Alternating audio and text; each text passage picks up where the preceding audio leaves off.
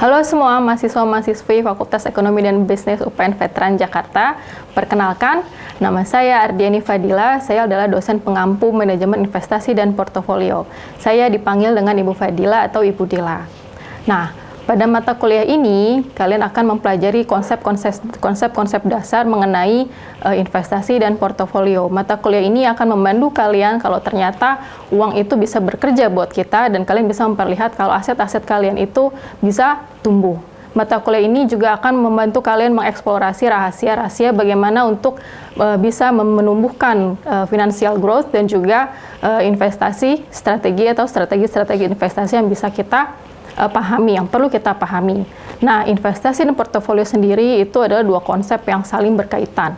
Dan mengapa investasi dan portofolio ini menjadi penting untuk dipahami? Mari kita pahami satu-satu terlebih dahulu. Nah, definisi investasi adalah investasi merupakan tindakan menempatkan uang atau aset ke dalam suatu instrumen investasi tertentu untuk mendapatkan keuntungan di masa depan. Nah, ini seseorang ketika berinvestasi tentunya memiliki beberapa tujuan, seperti mencapai pertumbuhan modal, mendapatkan pendapatan pasif, mempersiapkan dana pensiun, terus mencapai tujuan keuangan atau secara umum untuk meningkatkan kekayaan secara keseluruhan. Ini merupakan tujuan umum untuk investasi. Namun, ada hal yang perlu kita pahami di sini. Tujuan utama investasi adalah melindungi aset kita dari inflasi. Kenapa begitu? Mungkin jika kita flashback, yang kita lindungi ini bukan nominal ya, tetapi nilainya. Nilainya misalkan 1 juta saat ini dibandingkan 1 juta 2 atau 3 tahun setelah ini, tentunya akan menurun nilainya. Nah, inilah yang harus kita pahami kalau tujuan investasi adalah melindungi nilai aset kita dari inflasi. Nah, ini harus yang kalian pahami, selain mendapatkan keuntungan, tapi sejatinya tujuan kita berinvestasi adalah melindungi nilai aset kita dari inflasi. Nah, ini adalah konsep dasar yang harus kalian pahami. Selalu pada dasarnya, seseorang ketika berinvestasi itu tidak hanya membeli satu aset saja. Jadi, mungkin mereka membentuk beberapa kumpulan investasi yang dimiliki individu atau entitas yang tujuannya untuk mendapatkan tujuan keuangan tertentu. Nah, tujuan membentuk portofolio itu mencapai diversifikasi, mengurangi resiko, dan mencapai tingkat keuntungan yang kita harapkan. Nah, apa sih itu diversifikasi? Mari kita pahami bersama-sama. Nah, dalam investasi itu kita sering mendengar frase "don't put all your egg in one basket", karena sejatinya itu akan lebih memperbesar resiko, sehingga perlu untuk kita menyebar beberapa aset kita ke dalam beberapa jenis aset keuangan. Nah, mungkin ilustrasi selanjutnya bisa kita pahami pengertian diversifikasi.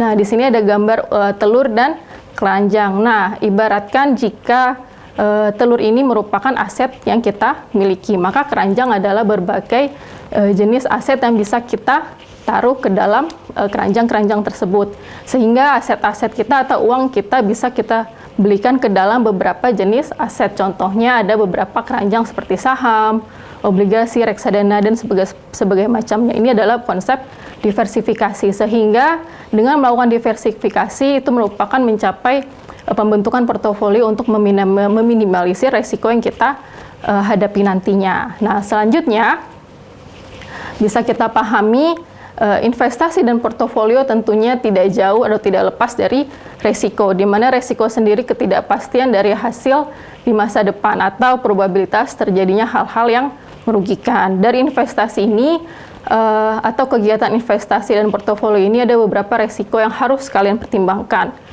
Contohnya kompleksitas, apakah instrumen aset ini sulit untuk dipahamikah, atau informasinya sulit untuk didapatkan. Nah, itu beberapa kompleksitas yang harus kalian pahami. Terus biayanya, apakah biayanya cukup tinggi untuk memulai berinvestasi, itu juga harus dipertimbangkan.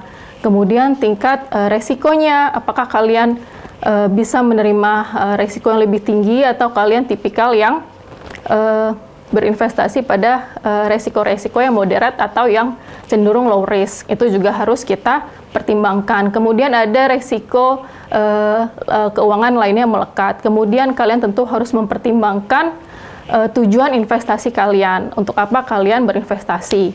Untuk mungkin dana di pendidikan, atau dana liburan, atau persiapan untuk pensiun. Nah, tentunya tujuan-tujuan ini harus kita pertimbangkan. 4 faktor ini harus tentu kita pertimbangkan untuk meminimalisir terjadinya resiko.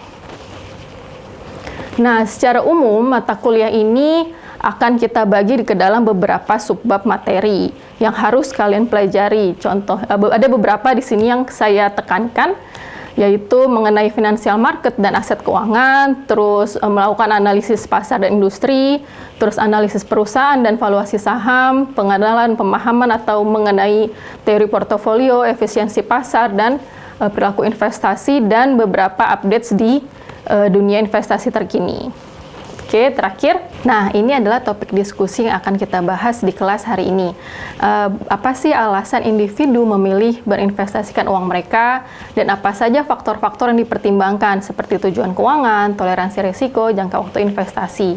Mari kita diskusikan faktor-faktor ini bisa mempengaruhi keputusan investasi atau seseorang untuk membentuk strategi investasi yang diinginkan, dan bagaimana preferensi ini juga akan mempengaruhi keputusan investasi seseorang.